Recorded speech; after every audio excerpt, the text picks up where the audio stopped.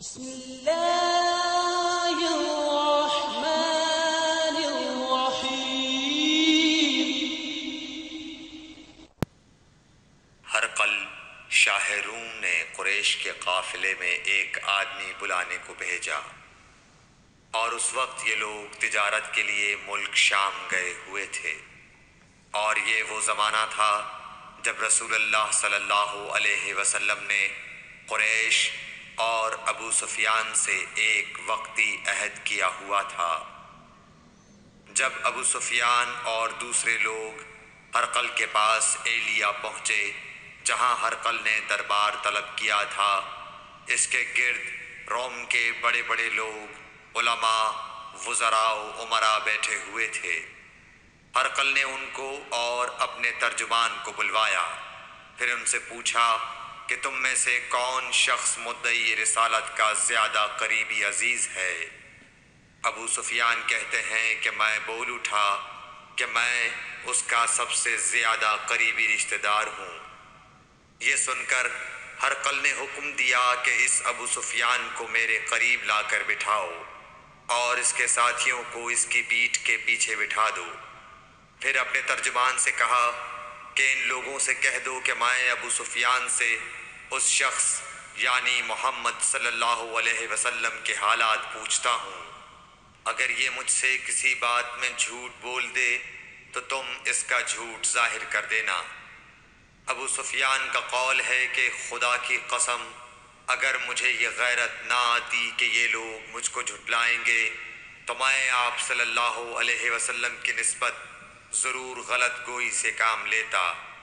خیر، پہلی بات جو ہرقل نے مجھ سے پوچھی وہ یہ کہ اس شخص کا خاندان تم لوگوں میں کیسا ہے؟ میں نے کہا وہ تو بڑے اونچے عالی نسب والے ہیں۔ کہنے لگا اس سے پہلے بھی کسی نے تم لوگوں میں ایسی بات کہی تھی؟ میں نے کہا نہیں۔ کہنے لگا اچھا اس کے بڑوں میں کوئی بادشاہ ہوا ہے؟ میں نے کہا نہیں۔ پھر اس نے کہا بڑے لوگوں نے اس کی پیروی اختیار کی ہے یا کمزوروں نے؟ میں نے کہا نہیں، کمزوروں نے۔ پھر کہنے لگا اس کے تابعدار روز بڑھتے جاتے ہیں یا کوئی ساتھی پھر بھی جاتا ہے؟ میں نے کہا نہیں۔ کہنے لگا کیا اپنے اس دعویٰ نبوت سے پہلے کبھی کسی بھی موقع پر اس نے جھوٹ بولا ہے؟ میں نے کہا نہیں، اور اب ہماری اس سے صلح کی ایک مقررہ مدت ٹھہری ہوئی ہے، معلوم نہیں وہ اس میں کیا کرنے والا ہے۔ ابو سفیان کہتے ہیں میں اس بات کے سوا اور کوئی جھوٹ اس گفتگو میں شامل نہ کر سکا۔ ہرقل نے کہا کیا تمہاری اس سے کبھی لڑائی بھی ہوئی ہے؟ ہم نے کہا کہ ہاں۔ بولا پھر تمہاری اور اس کی جنگ کا کیا حال ہوتا ہے؟ میں نے کہا لڑائی ڈول کی طرح ہے، کبھی وہ ہم سے میدان جنگ جیت لیتے ہیں اور کبھی ہم ان سے جیت لیتے ہیں۔ ہرقل نے پوچھا وہ تمہیں کس بات کا حکم دیتا ہے؟ میں نے کہا وہ کہتا ہے کہ صرف ایک اللہ ہی کی عبادت کرو، اس کا کسی کو شریک نہ بناؤ، اور اپنے باپ دادا کی شرک کی باتیں چھوڑ دو، اور ہمیں نماز پڑھنے، سچ بولنے، پرہیزگاری اور صلہ رحمی کا حکم دیتا ہے۔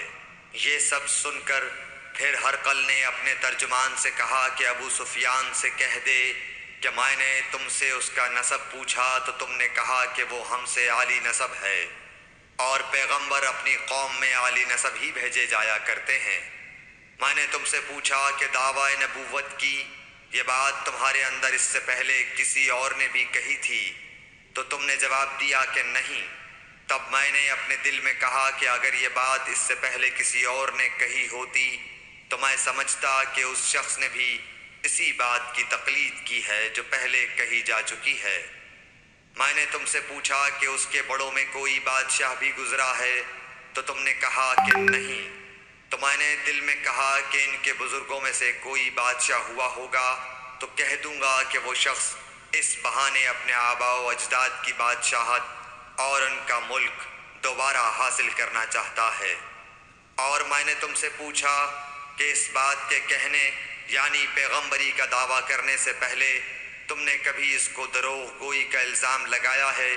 تم نے کہا کہ نہیں، تو میں نے سمجھ لیا کہ جو شخص آدمیوں کے ساتھ دروغ گوئی سے بچے وہ اللہ کے بارے میں کیسے جھوٹی بات کہہ سکتا ہے۔ اور میں نے تم سے پوچھا کہ بڑے لوگ اس کے پیرو ہوتے ہیں یا کمزور آدمی؟ تم نے کہا کمزوروں نے اس کی اتباع کی ہے۔ تو دراصل یہی لوگ پیغمبروں کے متبعین ہوتے ہیں۔ اور میں نے تم سے پوچھا کہ اس کے ساتھی بڑھ رہے ہیں یا کم ہو رہے ہیں؟ تم نے کہا کہ وہ بڑھ رہے ہیں، اور ایمان کی کیفیت یہی ہوتی ہے حتیٰ کہ وہ کامل ہو جاتا ہے۔ اور میں نے تم سے پوچھا کہ آیا کوئی شخص اس کے دین سے ناخوش ہو کر مرتد بھی ہو جاتا ہے؟ تم نے کہا نہیں، تو ایمان کی خاصیت بھی یہی ہے، جن کے دلوں میں اس کی مسرت رچ بس جائے وہ اس سے لوٹا نہیں کرتے۔ اور میں نے تم سے پوچھا کہ آیا وہ کبھی عہد شکنی کرتے ہیں؟ تم نے کہا نہیں، پیغمبروں کا یہی حال ہوتا ہے، وہ عہد کی خلاف ورزی نہیں کرتے۔ اور میں نے تم سے کہا کہ وہ تم سے کس چیز کے لیے کہتے ہیں؟ تم نے کہا کہ وہ ہمیں حکم دیتے ہیں کہ اللہ کی عبادت کرو، اس کے ساتھ کسی کو شریک نہ ٹھہراؤ، اور تمہیں بتوں کی پرستش سے روکتے ہیں، سچ بولنے اور پرہیزگاری کا حکم دیتے ہیں۔ لہٰذا اگر یہ باتیں جو تم کہہ رہے ہو سچ ہیں تو ان قریب وہ اس جگہ کا مالک ہو جائے گا کہ جہاں میرے یہ دونوں پاؤں ہیں۔ مجھے معلوم تھا کہ وہ پیغمبر آنے والا ہے، مگر مجھے یہ معلوم نہیں تھا کہ وہ تمہارے اندر ہوگا۔ اگر میں جانتا کہ اس تک پہنچ سکوں گا تو اس سے ملنے کے لیے ہر تکلیف گوارا کرتا۔ اگر میں اس کے پاس ہوتا تو اس کے پاؤں دھوتا۔ ہرقل نے رسول اللہ صلی اللہ علیہ وسلم کا وہ خط منگایا جو آپ نے وحیہ کلبی رضی اللہ تعالیٰ عنہ کے ذریعے حاکم بصرہ کے پاس بھیجا تھا، اور اس نے وہ ہرقل کے پاس بھیج دیا تھا۔ پھر اس کو پڑھا تو اس میں لکھا تھا، اللہ کے نام کے ساتھ جو نہایت مہربان اور رحم والا ہے۔ اللہ کے بندے اور اس کے پیغمبر محمد صلی اللہ علیہ وسلم کی طرف سے یہ خط ہے شاہ روم کے لیے۔ اس شخص پر سلام ہو جو ہدایت کی پیروی کرے۔ اس کے بعد میں آپ کے سامنے دعوت اسلام پیش کرتا ہوں۔ اگر آپ اسلام لے آئیں گے تو دین و دنیا میں سلامتی نصیب ہوگی، اللہ آپ کو دوہرا ثواب دے گا، اور اگر آپ میری دعوت سے روگردانی کریں گے تو آپ کی رعایا کا گناہ بھی آپ ہی پر ہوگا۔ اور اے اہل کتاب، ایک ایسی بات پر آ جاؤ جو ہمارے اور تمہارے درمیان یکساں ہے، وہ یہ کہ ہم اللہ کے سوا کسی کی عبادت نہ کریں اور کسی کو اس کا شریک نہ ٹھہرائیں، اور نہ ہم میں سے کوئی کسی کو خدا کے سوا اپنا رب بنائے۔ پھر اگر وہ اہل کتاب اس کتاب سے منہ پھیر لیں تو مسلمانوں، تم ان سے کہہ دو کہ تم مانو یا نہ مانو، ہم ایک خدا کے اطاعت گزار ہیں۔ ابو سفیان کہتے ہیں، جب ہرقل نے جو کچھ کہنا تھا کہہ دیا اور خط پڑھ کر فارغ ہوا تو اس کے ارد گرد بہت شور و غوغا ہوا، بہت سی آوازیں اٹھیں اور ہمیں باہر نکال دیا گیا۔ تب میں نے اپنے ساتھیوں سے کہا کہ ابو کبشہ کے بیٹے حضرت صلی اللہ علیہ وسلم کا معاملہ تو بہت بڑھ گیا۔ دیکھو تو اس سے بنی اصفر روم کا بادشاہ بھی ڈرتا ہے۔ مجھے اس وقت سے اس بات کا یقین ہو گیا کہ حضور صلی اللہ علیہ وسلم ان قریب غالب ہو کر رہیں گے، حتیٰ کہ اللہ نے مجھے مسلمان کر دیا۔ راوی کا بیان ہے کہ ابن ناطور ایلیا کا حاکم ہرقل کا مصاحب اور شام کے نصارہ کا لاٹ پادری بیان کرتا تھا کہ ہرقل جب ایلیا آیا ایک دن صبح کو پریشان اٹھا تو اس کے درباریوں نے دریافت کیا کہ آج ہم آپ کی حالت بدلی ہوئی پاتے ہیں، کیا وجہ ہے؟ ابن ناطور کا بیان ہے کہ ہرقل نجومی تھا، علم نجوم میں وہ پوری مہارت رکھتا تھا۔ اس نے اپنے ہم نشینوں کو بتایا کہ میں نے آج رات ستاروں پر نظر ڈالی تو دیکھا کہ ختنہ کرنے والوں کا بادشاہ ہمارے ملک پر غالب آ گیا ہے۔ بھلا اس زمانے میں کون لوگ ختنہ کرتے ہیں؟ انہوں نے کہا کہ یہود کے سوا کوئی ختنہ نہیں کرتا، سو ان کی وجہ سے پریشان نہ ہوں۔ سلطنت کے تمام شہروں میں یہ حکم لکھ بھیجیے کہ وہاں جتنے یہودی ہوں سب قتل کر دیے جائیں۔ وہ لوگ انہی باتوں میں مشغول تھے کہ ہرقل کے پاس ایک آدمی لایا گیا جسے شاہ غسان نے بھیجا تھا۔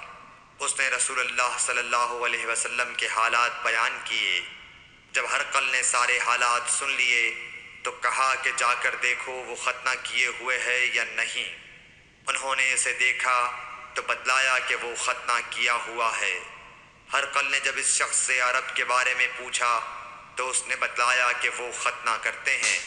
تب ہرقل نے کہا کہ یہی محمد صلی اللہ علیہ وسلم اس امت کے بادشاہ ہیں جو پیدا ہو چکے ہیں۔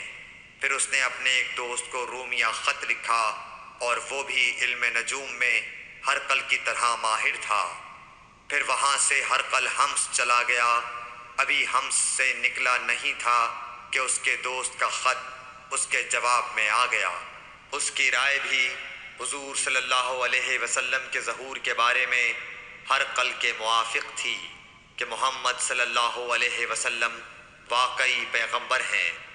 اس کے بعد ہرقل نے روم کے بڑے آدمیوں کو اپنے حمص کے محل میں طلب کیا اور اس کے حکم سے محل کے دروازے بند کر لیے گئے۔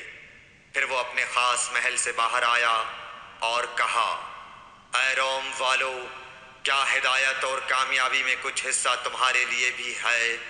اگر تم اپنی سلطنت کی بقا چاہتے ہو تو پھر اس نبی صلی اللہ علیہ وسلم کی بیعت کر لو اور مسلمان ہو جاؤ۔ یہ سننا تھا کہ پھر لوگ وحشی گدھوں کی طرح دروازوں کی طرف دوڑے مگر انہیں بند پایا۔ آخر جب ہرقل نے اس بات سے ان کی یہ نفرت دیکھی اور ان کے ایمان لانے سے مایوس ہو گیا تو کہنے لگا کہ ان لوگوں کو میرے پاس لاؤ۔ جب وہ دوبارہ آئے تو اس نے کہا، میں نے جو بات کہی تھی اس سے تمہاری دینی پختگی کی آزمائش مقصود تھی، سو وہ میں نے دیکھ لی۔ تب یہ بات سن کر وہ سب کے سب اس کے سامنے سجدے میں گر پڑے اور اس سے خوش ہو گئے۔ بالآخر ہرقل کی آخری حالت یہی رہی۔ صحیح بخاری حدیث نمبر 7۔